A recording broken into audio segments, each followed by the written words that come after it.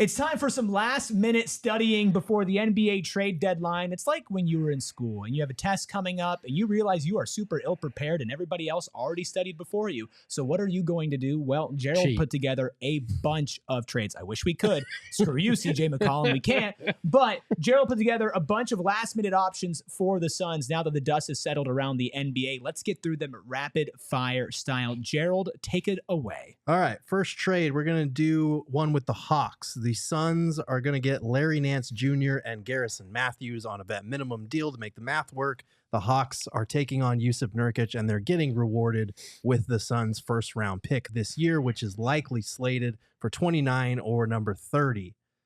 Thoughts on if the Hawks would actually do this? I don't quite know what the Hawks are right now. Me neither. What they're trying to accomplish. Well, Jalen Johnson is injured.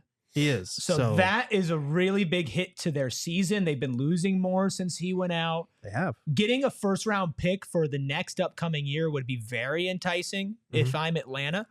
Steven, what do you say? Because I think the Hawks would say yes to this. Well, I just trying to connect the dots. I know Atlanta is looking at DeAndre Hunter and potentially going to Cleveland. I saw this morning. So whatever the combination of players and whatnot involved to make that trade happen, they might want to get off of Larry Nance. And in the event that happens, I can see why they might potentially entertain this trade. And the pressure of the deadline is only going to work in favor of the Suns with that. So I could see it happening, but I just don't know what Larry Nance's all-around impact will have for the Suns in terms of bringing things that they need from that position in particular. Yeah, are you better just keeping that first and that's my question. Yeah, hoping you find a Ryan Dunn again in the late round, because Larry Nance isn't the difference between you missing the playoffs and you making some kind of run. You know? We probably should have prefaced this segment with none of these, except for maybe one or two trades, is going to make much of an impact on you this season. Like we're acknowledging that nothing the Suns can do at this point is going to turn them into a title contender. These are moves kind of on the fringes to either get rid of a bad contract like Nurk or to set yourself up with a player who could be on your roster beyond this season. I think Larry Nance is a free agent, so you would have to re-sign him. That could be doable. I don't think he's going to be commanding a ton of money in free agency. But just a thought, because a lot of people do want to get off of Nurk's contract. You know, there's a lot of attention to the Suns needing a 4. Larry Nance provides some size. He is having a very good shooting year as well. But let's move on to the next one. Let's do a Magic one here. The Suns are going to get Goga, and the Magic are going to get Grayson Allen, and that's it. It's a straight up swap. Done. No picks involved. Yeah. Call it in. I would do it because Goga's under contract, right? Goga is under contract beyond the season. Yeah, I do it because Goga's going to be your starting center going into next season, and I could be happy about that. And I like Grayson Allen a lot for what he brings, but his contributions to this team are a lot more effective when everything else around him is working, and especially when this team is competing in his three-point shooting. But you need a starting center. I like Nick Richards, but he's a backup center. I think he's a good backup center. But Steven, I would do this, and I've been saying I'd do this for a couple of months now. I like Goga, considering he gives a different look at the center position. He has versatility that you could tap into on the defensive end of the floor. And offensively, he's very much a positive for many different reasons. So I'm not opposed to this, especially as it looks more and more like the Suns are going to be going past the trade deadline with Bradley Beal still on their roster. And for people wondering, Goga is under contract for 2 more seasons beyond this one. The Magic are dead last in three-point shooting, so they could use Grayson Allen. They would have a glut of bodies at the 2-guard spot, and Goga's played really well at the center. He started most of their games for them. Wendell Carter Jr., for anyone wondering, is not trade eligible until after the trade deadline. Let's do our other Magic trade that we did in pregame. The Magic get Bradley Beal and a 2027 first-round pick. The Suns get Jonathan Isaac, Goga, and Gary Harris, who is basically an expiring contract because next year's salary is a $7.5 million team option that you could decline. Thoughts? Yes, absolutely yes. Because Isaac is also under contract for a long time. Yeah. So what you're doing is you're saying we'll get rid of our 2027 first round, and I'm hesitant to move off of draft compensation now.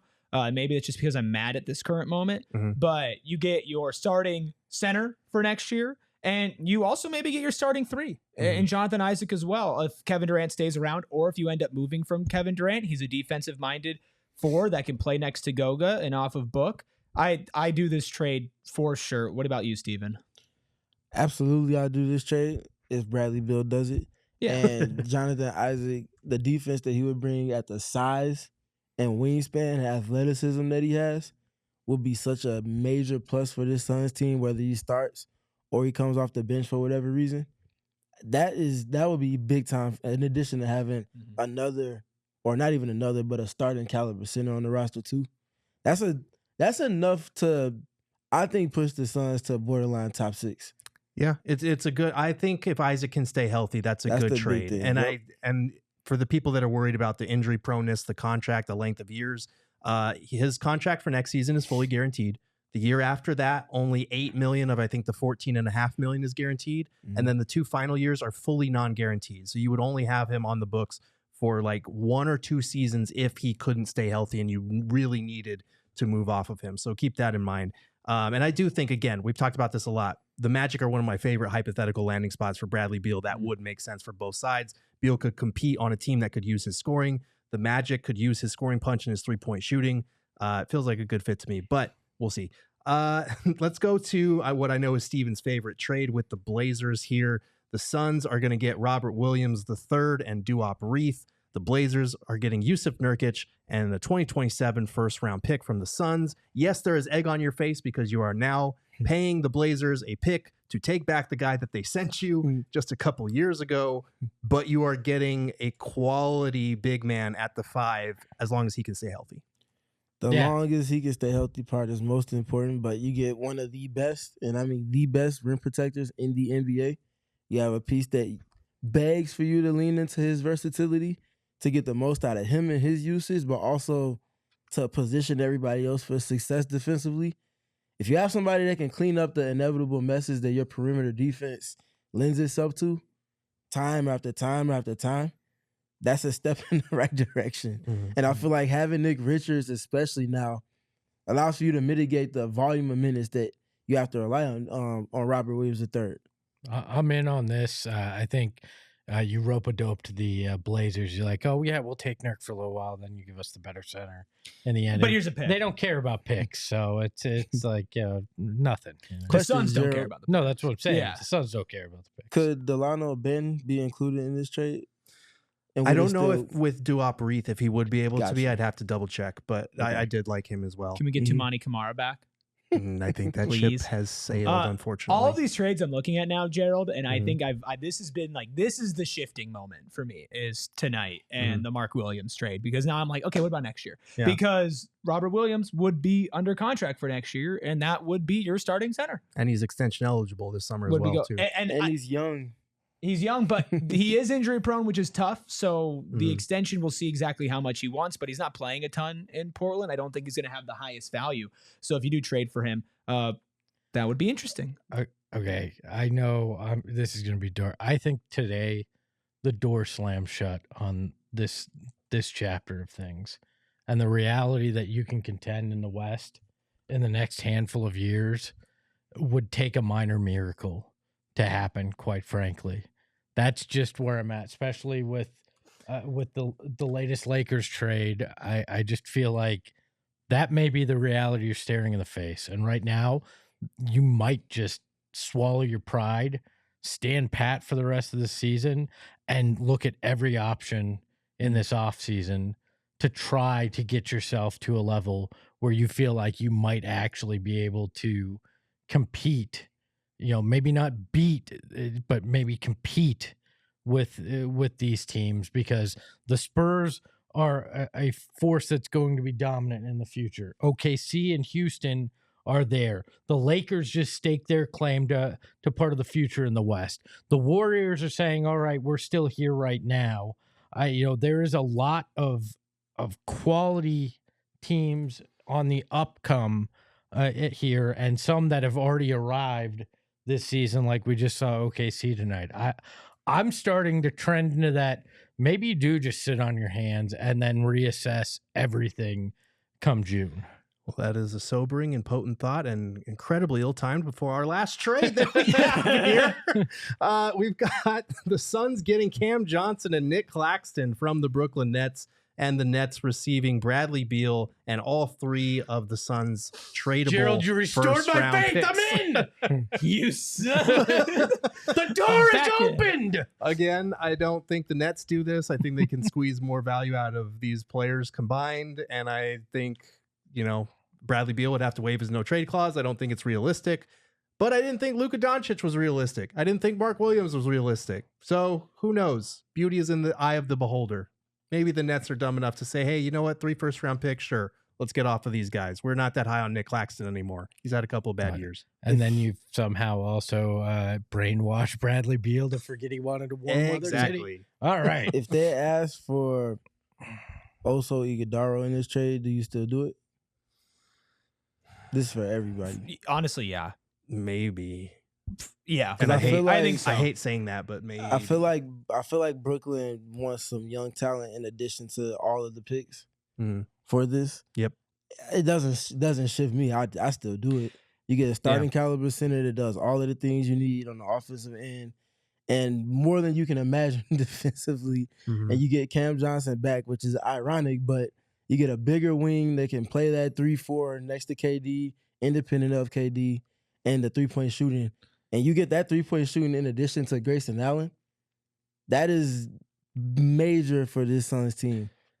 Yeah, I would do that in a heartbeat. I think also, and I don't want to just be like, well, we missed the Twins, because I am on record, I'd still do the KD trade 100 times out of 100. Yes. I don't care. That's me. You can have your opinion, whatever.